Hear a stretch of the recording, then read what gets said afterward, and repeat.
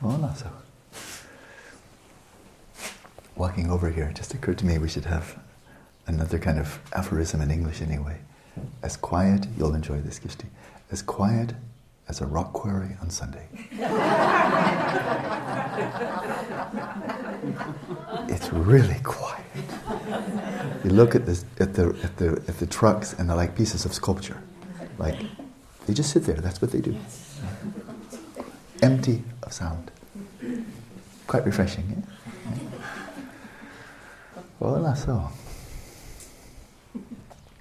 Well, we're following what I think is a very, to use a hackneyed term, organic, but a very smooth flow, transformation, evolution through the four immeasurables. We've now touched lightly on each of the four greats. There's a little bit more to come. And in this sequence, the very natural one, it's just kind of like inevitable, the next step, is in Tibetan called laksam. It's beyond the four greats, and as I've interpreted, it's my own interpretation, but I don't think it's going to be misleading anybody. But my way of interpreting, out of whimsy or whatever, the fourth of the greats, this great equanimity, is looking in that perfect balance of a bodhisattva on the final ground, just poised, like right on the edge of the cliff. And with the fall, you fall. Whether you stay, you stay. Just falling into bliss, into Dhammadhatu, into the ultimate. Or you remain right there on the edge of samsara. And either way, fearless and without preference. It's quite extraordinary, isn't it? And wishing that all beings might abide in such equanimity, such equal purity. But then there's a step beyond that, and it's not quite a bodhicitta. It looks like we'll get to bodhicitta tomorrow. But it's called in Tibetan laksam. And it struck me that among the four immeasurables, I've known the Sanskrit Pali for a really long time. Everybody knows bodhicitta. And I've known laksam for a very long time, the Tibetan. And so I checked out the Sanskrit, which is kind of like, may as well fill it in. And it's adyashaya.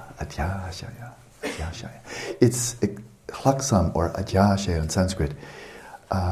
It's an extraordinary resolve, that's my general translation. An extraordinary resolve. Lak means something superior, exceptional, outstanding, fantastic, over the top. And samba is an intention, a resolve. Pretty much that's it. It's an extraordinary, it's a kind of like a fantastic resolve. Something like that. Adyashaya. And what that is, now that we've already had these four greats, we've seen a lot of momentum building up. We've seen I shall. So we see the depths of it, that it's gone way beyond psychology. This is, it's gone cosmic. And this, then if there's something even beyond these four greats, then that's going to have to also be on this cosmic level. And it is. And it is a resolve, it's a pledge, an intention, a promise, to free all sentient beings from all suffering and its causes, and to bring each one to their complete and perfect fulfillment. So it's not quite bodhicitta, but it's a little bit, it's just another step beyond each of the four grades. And again, it's a resolve to free each sentient being, every sentient being, from suffering, all suffering and its causes, and irreversibly, and to bring each one to their perfect fulfillment, their perfect awakening. So that is an extraordinary resolve. But again, from the perspective of Buddha nature, it's kind of like, yeah, that would make sense. Not from any other perspective, it sounds silly. And not from any perspective, any notion that kind of consciousness terminates at death, I forget, this is completely ridiculous, utterly hilarious. But if that's not the case, then time is on our side. That, well, in due time, as again Shantideva, His Holiness say, for as long as space remains, for as long as sentient beings remain, so long shall I remain, to alleviate the suffering of the world. So that's it.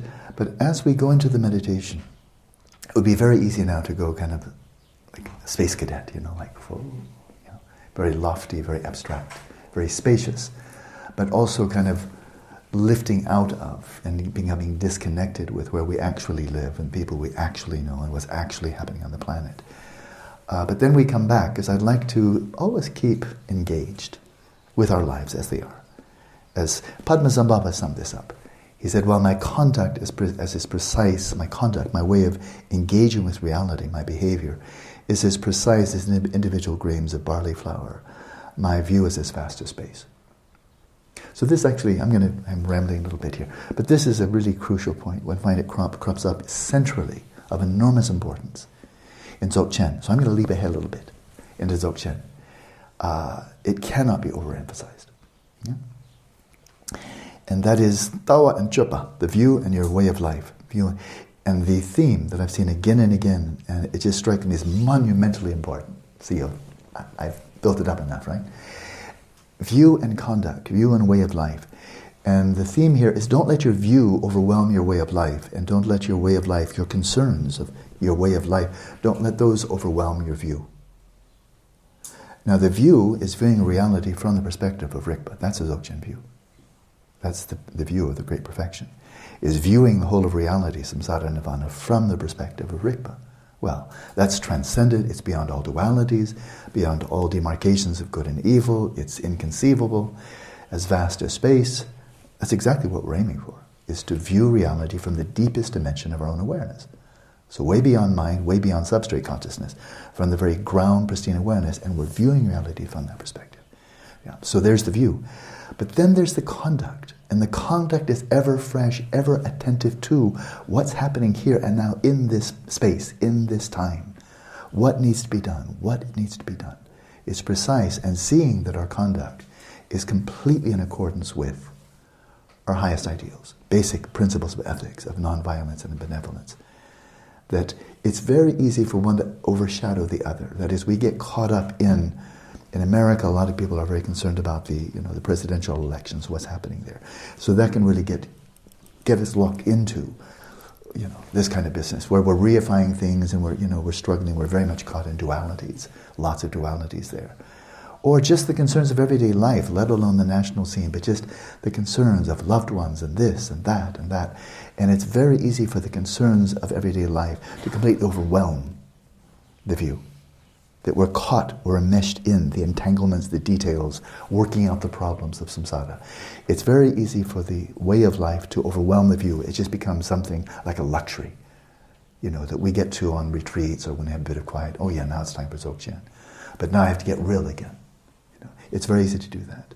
That's where the way of life overwhelms the view. And if the view overwhelms the way of life, we get so caught up in that we're not engaged with the person in front of us, and the situation in front of us, and what's actually happening in the world that we know, and are we bringing to this reality the very best possible that we can. So it's that balance. It's a marvelous balance. It's one of those sacred tensions. There is a tension there, but it's a sacred tension. So I'd like to go to the meditation quickly. I would like to really start moving ahead in our text and not go too slowly there. But I'd like to make this practical. On the one hand, we have this, the view. For as long as space remains, that's a big view. For as long as sentient beings remain, that's a big view. So that's a big view. But in the meantime, there's this. In our lives, individually, people listening by podcast, everybody here, in our own lives, there is that mandala of people, of individuals that we know personally, we've engaged with, or we know of by way of media, by way of history, and so forth.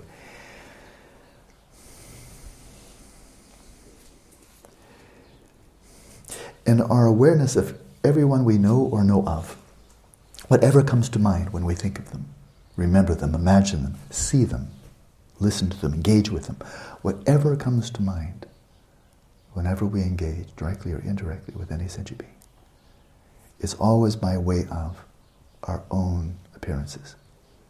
We never leap the fence to get to that person in their own inherent nature, as they exist in and of themselves. We never leap the fence to see them as they actually are, and no individual leaps the fence to see themselves as they actually are, because each of us is seeing ourselves through our own prism. It's not, of course, absolute objectivity. So this means that we are artists, bad artists, good artists, but we are artists, and we are painting the canvas of everyone we know. We're novelists. We're artists, we're sculptors. And everyone we know or know of, how they arise to our minds is certainly, it's like one of those movies that's inspired by real events. It's inspired by the people's behavior. This is not solipsism. We're not making people up. We're not making up history out of just sheer fiction. But nevertheless, whatever comes to mind, it's painted. It's crafted with the colors of our own minds. So there's just an empirical truth that it's always relational. I never see the other person in and of him or herself. I see them always relative to my framework, my perspective, the colors, the palette of my own mind, of my own experience. But the point that really grabbed me this afternoon in my own meditation was that as long as there's anyone out there for whom there's either craving, as an attachment, craving, mental affliction, or there's aversion, as in contempt, disgust, resentment, anger, hostility, that whole bandwidth, the heart is not at rest. The heart's not at rest. And I think of the Buddha's analogy when he was speaking of the 5 obscurations. Whenever there's, as long as there is hedonic fixation, remember that? The first of the 5 obscurations. Good to memorize these. Insofar as the mind is still prone to that craving to the allures of the desire realm, and that includes other people and things and stuff, but I'm focusing right now on people. Attachment to, whether it's sexual, whether it's familial, whether it's business, whatever it is, whenever there's attachment to someone else, a craving, a clinging, a grasping to someone else, that's the first of the 5 obscurations. And does anybody remember what in terms of the 5 metaphors, when the Buddha said you're in bad shape, you remember what the one was for that? Colored water? No. That's the water. No, when the Buddha said, ending in, you're lost in a desert track. Yes. That's not colored water, that's another set. You're quite right. It's colored water, that's quite right. It's sick. You're sick. You remember? You're sick. You're indebted. You're indebted. Indebted, sick, in bondage, enslaved, and lost in a desert track. This one really strikes me. I mean, I'm superimposing those 5 on 5, but I think it's not out of whimsy. But see whether it strikes a bell. And that is, if you're still attached to someone else, you still need somebody else for your happiness. Whether it's a person out there who is your guru, that you reified, right? Or a lover, a friend, a child, a relative, and so forth. You're in debt. You're in debt. That is, you're not whole. You're not whole. That you fragmented yourself, and some part of the source of your own well-being you've embedded in somebody else. And they're somebody else, which means they're not you, and which means you can't control, which means you're in debt. Isn't it true? It strikes me as true in my own experience. And then, this one actually starts to bring tears to the eyes. If there's any hostility, contempt, resentment, bad feeling, ill will is just a nice clean word. If there's any ill will to anybody in my universe, where I wish them ill, I'm sick. I'm sick. I'm not, no way I can call myself well. If there's anybody in the universe for whom I'm holding ill will, I don't want you to be happy. You don't deserve it.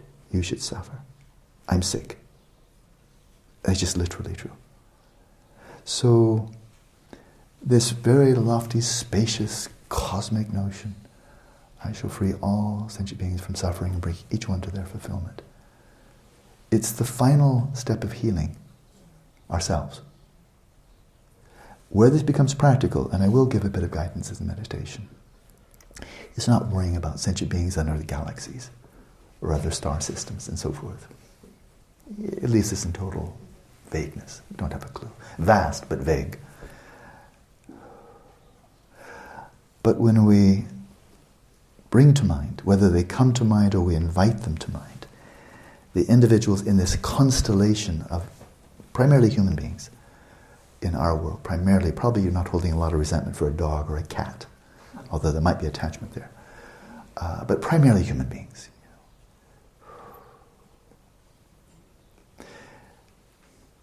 If, as one after another comes to mind, if for each one sincerely there arises not only the wish, that was way back in the 4 Immeasurables, that's equanimity, that's the wish, aspiration, may you be well, may you free. but actually attending to each one. And here I think we have a lot of gravitas in the notion you're in the center of your mandala. You're the king, you're the monarch, the queen. You're the monarch. That's what it is in Dzogchen. That your mind is the all-creating sovereign, the all-creating monarch of the universe in which you dwell. That's the phrase. Gender neutral. There's no issue there with gender. But if you're really viewing it from your throne in the center of your mandala, and you're viewing this whole constellation of sentient beings around you, and one comes to mind, another comes to mind, another one's to mind, and no matter what they've done to you, whether it's incredibly awful and brutal and mean, or greedy and manipulative and exploitative, or devious and dishonest and so forth, whatever they've done to you or to anyone else, out of malice, greed, or delusion, it pretty much boils down to that. If you can attend to each one, and not only wish them well, may you be free of suffering, find happiness, but as you attend to the one as the monarch in the center of your mandala, and you look them right in the eyes, in your mind's eye, you say, I shall free you. I take that on, that's my bond, that's my pledge, I shall free you. Yeah? That's healing. That's really healing. Because now it has traction. It's actually engaging with the people in your life, in your history, in your world. And having that unconditional benevolence, that unconditional sense of responsibility, I shall free you, and you, and you. Each one. Completely free you from everything you don't want, and what you don't want is suffering and the cause of suffering. And I know what you want. I know what you really want. Because what you really want is what I really want. I want the highest possible level of happiness. And I don't want it to fade away and be stuck right where I was before. I don't want that. I want the highest possible, conceivable, even inconceivable state of well-being. And I do not want to fall back. And I know that other person, whoever they are, whatever they're doing, acts of terrorism or acts of incredible benevolence, that's what they want. And so that's what I want for you, and I will get it for you. But of course, in making that promise, then we just have to have the bottom drop out of our ordinary sense of identity, because it's utterly ridiculous there. The bottom drop out of our individual continuum of the substrate consciousness and go right down to the ground. So this strikes me as, cosmic benevolence, but also ultimate healing.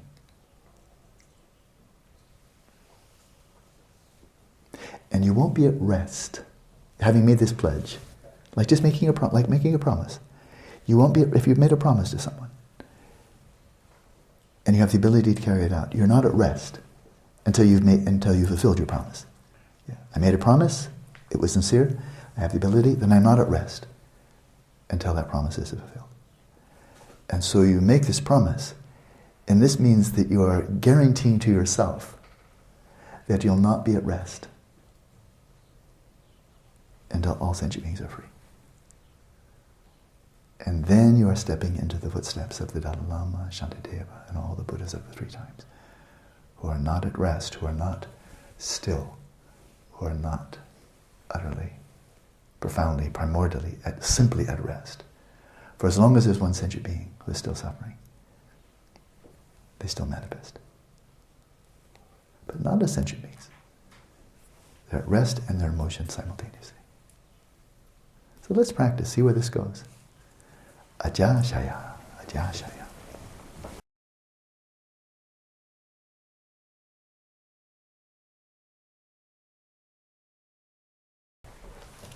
When we've experienced conflict with someone, individual or more,